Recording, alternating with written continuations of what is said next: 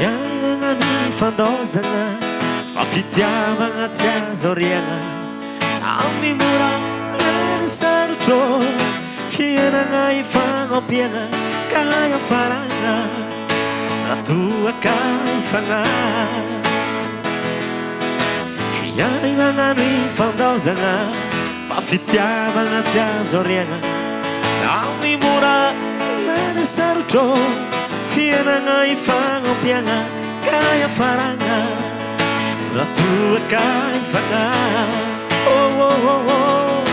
fitiavagna tsy misy mihoatra an'izay zalahy fa fitiavagna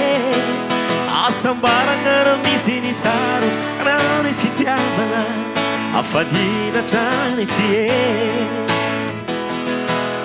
fitiavagna tsy misy mihoatra an'izay zalahy la fitiavagna asambarana raha misy ny tsaro raha ny fitiavana afaliana trany sy e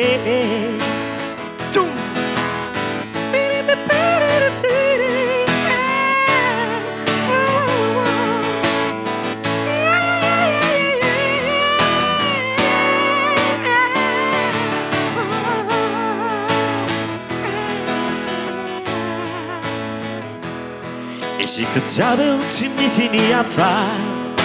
fa sao mitaranaka dama kaza mety omezy ny afe ka handao ireo taranaka ka haiafaragna ratoaka ifana. Merci beaucoup.